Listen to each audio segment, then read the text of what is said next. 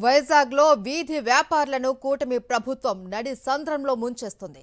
Operation lungs పేరుతో GVMC అధికారులు నగర వ్యాప్తంగా ఉన్న షాపులను గడిచిన 6 రోజులుగా తొలగిస్తూ ఉన్నారు. ప్రభుత్వ తీరుకు వ్యతిరేకంగా చిరు వ్యాపారులు ఆందోళనకు దిగారు. వైజాగ్కు చంద్రబాబు వస్తే అడ్డుకుంటాము అని హెచ్చరించారు. విశాఖలో చిరు వ్యాపారులకు కూటమి ప్రభుత్వం చుక్కలు చూపిస్తోంది. ఆపరేషన్ లంగ్స్ పేరుతో చిరు వ్యాపారుల నడ్డి విరుస్తోంది. షాపులు తొలగించి నిరుపేదలతో కన్నీరు పెట్టిస్తుంటే తాము ఏళ్ల తరబడి వ్యాపారం చేసుకుంటుంటే ఇప్పుడు అకస్మాత్తుగా వచ్చి షాపులు ఎలా తీసేస్తారని నిలదీస్తున్నారు. తమ పొట్ట కొట్టడానికి ఇలాంటి నిర్ణయాలు అమలు చేస్తున్నారని మండిపడ్డారు. Maddilapalem, Krishna college road, Purna market, Madhurawada, Pendurthi సహా పలు ప్రాంతాల్లో షాపులు తొలగించారు అధికారులు. ఇంత జరుగుతూ ఉంటే ఓట్లేసి గెలిపించిన నాయకులు ఎక్కడా కనపడడం లేదని వాపోయారు. స్కూల్ ఫీజులంటే, కాలేజ్ ఫీజులంటే దాని మీద కట్టివారు. ఇప్పుడు మాకు ఫ్రీ బస్సులు వేయమని మేము అడగలేదు, వేసారు. దేనికి సార్ వేసారు? పలానా దీనికి వేసారా చెప్పండి. వెళ్ళాలనుకున్నాడు ఎలాగైనా వెళ్తారు. మగోడు ఇప్పుడు మగోడైనా ఆ ఇంట్లో నుంచే కదా డబ్బు తెచ్చేస్తారు. ఫ్రీ బస్సులు వేసారు, లేడీస్కి మేము కాదని లేదు. వచ్చారు, అలాగే చేశారు. దాని బదులు హ్యాండిక్యాప్టర్లకు ఒక ఇంత డబ్బు అంటే వేయొచ్చు కదా, మేము వేయమని అడిగాము. మాకు ఫ్రీ బస్సులు వేయమని మా షాపు కొట్టేశారు. మా షాపులు తీసుకెళ్ళిపోయారు. కరెంట్ కట్ చేసిన వరకు ఒక మాట అన్నారు, కరెంట్ కట్ చేసిన తర్వాత ఒక మాట అన్నారు. ఎవరు ఏం చేసినా ఇంకా ఇది లేదు సార్. ఇలా చేయడం అసలు కరెక్ట్ కాదు. ఏదైనా ఉంటే ఒక ముందు మాకు చెప్పుకోవాలి. చెప్పుకున్నా సార్, ఇప్పుడు ఆ స్థలాలే ఉన్న అయితే మీరు రోడ్డు మీద ఎందుకు సార్ బతుకుతాము? ఆ స్థలాల్లోనే కదా పట్టుకెళ్ళి పెట్టుకుంటాం. మాకు సొంత స్థలాలు ఉంటే మీరు రోడ్డు మీద ఎందుకు బతుకుతాము? షాపులు మేము బతికిన వాళ్ళు ఒకరు కాల్ ఉంటుంది, ఒకరు చెయ్యి ఉంటుంది. వాళ్ళు ఎన్నో బాధలు పడుకున్నారు, ఎన్నో పెట్టారు. అలాగే ఎరగొట్టేశారు. అది ఎంత కరెక్ట్ చెప్పండి? తీసుకెళ్ళి ఇంకా మీరు ఎక్కడో తీసుకెళ్ళి ప్లేసుల్లో పెట్టించాలి, కానీ మరి అంత దాన్ని నాశనం చేసేస్తారా?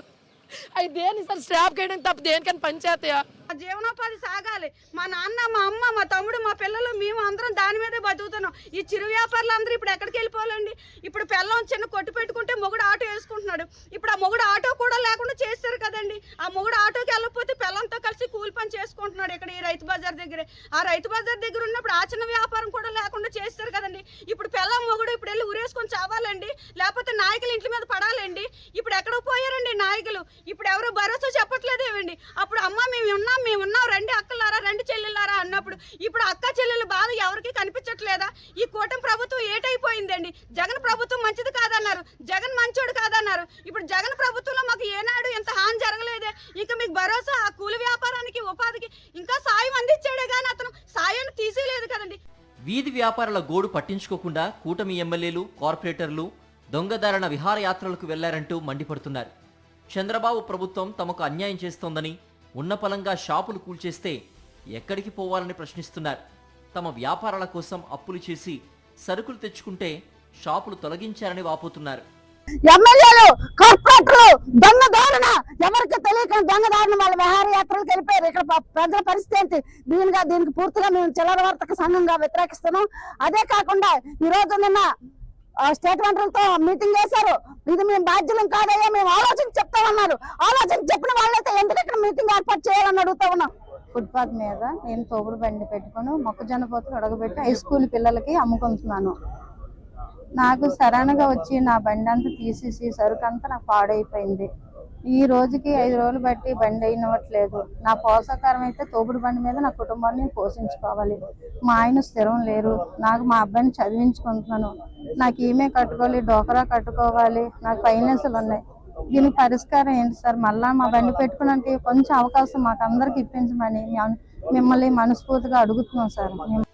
ఇప్పటికైనా తమ ఆందోళనలు చూసి ప్రభుత్వం స్పందించి సహేతుకమైన నిర్ణయం తీసుకోవాలని డిమాండ్ చేస్తున్నారు.